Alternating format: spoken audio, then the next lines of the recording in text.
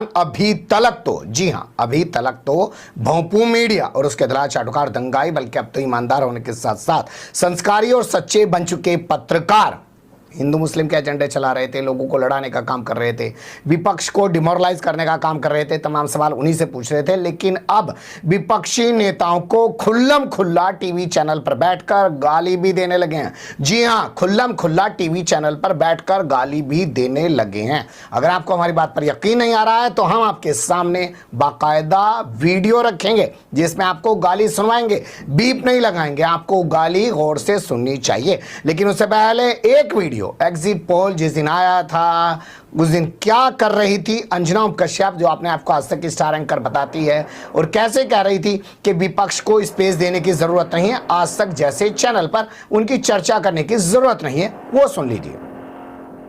और एक ऐसी लहर चलाने की कोशिश की जैसे कि देश में अंदर जमीन पर प्रधानमंत्री मोदी के लिए एक बड़ा नेगेटिव माहौल है और लोग बड़े परेशान हैं, संविधान खतरे में आ गया है, हमारे सारे इंस्टीट्यूशंस खतरे में आ गए हैं, तो बड़े बड़े नेताओं को जेल में डाल दिया, इससे लोग बड़े नाराज हैं, अर्थव्यवस्था, बेरोजगारी, ये सारे जितने मुद्दे थे, लोकतंत्र खतरे में आ गया है, आज़ादी हमारी खतरे में आ गई है, ये हमारे आखिरी चुनाव होंगे अगर ऐसा हो गया कि अगर प्रधानमंत्री जीत गए तो।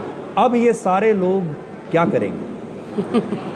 चलिए, उनकी चिंता वो खुद करें, उनकी चिंता हमें करने की जरूरत नहीं है। और ना मैं मानती हूँ कि हमें उनको इतना स्पेस देना चाहिए कि आज तक जैसे चैनल पर हमें उन सुन लिया आपने, सुधीर चौधरी मुद्दे उठाने की कोशिश कर रहा है, बताने की कोशिश कर रहा है कि विपक्ष के नेताओं ने किस तरीके के मुद्दे उठाए थे। अब उस पर ये कह रही है कि हमें उन्हें स्पेस देने की जरूरत ही नहीं है। चलिए, यहां तक तो चल जाता है, लेकिन अब तो गालियां देने लगे। और गालियां कौन दे रहा है? जो रजत शर्मा है, जो अपने आप को अरुण जेटली का करीबी बताता है, जो भारतीय जनता पार्टी के तलवे चाटने वाला है, बल्कि मैं तो कहूंगा कि तलवे छोड़कर कुछ और चाटने वाला है। 2013 में बताया जाता है कि इसकी दुकान बंद होने जा रही थी, नरेंद्र मोदी की सत्ता न बनती तो इसके बर्तन भांडे सब बिक जाते। अब ये खुल्लम खुल्ला बैठकर कांग्रेस की प्रवक्ता डॉक्टर रागिनी नायक को गाली दे रहा है, सुन लीजिए।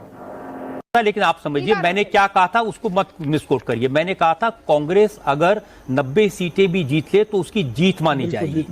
नरेंद्र मोदी, ये दर्शक देख रहे हैं, आपने कहा था कोई बड़ी बात नहीं है, मैं सुन रही थी आधे घंटे से।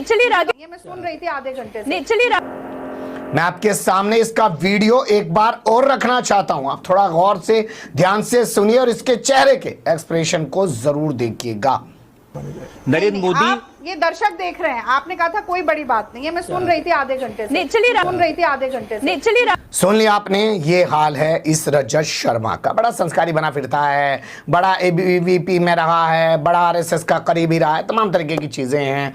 और जो है एनबीएसए का चेयरमैन भी है। और एनबीएसए की तो क्या जिम्मेदारी बनती है कि किसी भी चैनल में किसी तरह का कोई गंद परोसा गया हो, कोई भड़काऊ बात की गई हो, तो आप एनबीएसए से शिकायत कर सकते हैं। क्या ये शख्स एनबीएसए में रहने लायक है या ये इंडिया टीवी का एडिटर रहने के लायक है? और अभी तक इसको गिरफ्तार क्यों नहीं किया गया? वो महिला आयोग की राष्ट्रीय अध्यक्ष रेखा शर्मा कहां है, जो बंगाल में कुछ हो जाए तो भूचाल मचाने लग जाती हैं, लेकिन यहां कुछ हो रहा है तो उनको कोई फर्क नहीं पड़ रहा है। आपको अभी पता है स्वाति मालीवाल के साथ दिल्ली जो सीएम अरविंद केजरीवाल, उनके घर के अंदर कुछ हो गया और उसके बाद किस तरीके से पूरी भाजपा ने, दल्ले मीडिया ने हंगामा मचाया। लेकिन यहाँ खुल्लम खुल्ला रजत शर्मा कैमरे के सामने गाली दे रहा है डॉक्टर रागिनी नायक को, कोई जबान तराशी करने को भी तैयार नहीं है। लेकिन आपको इसकी जानकारी जरूर होनी चाहिए और यह भी पता होना चाहिए कि बौखलाहट क्यों हो रही है।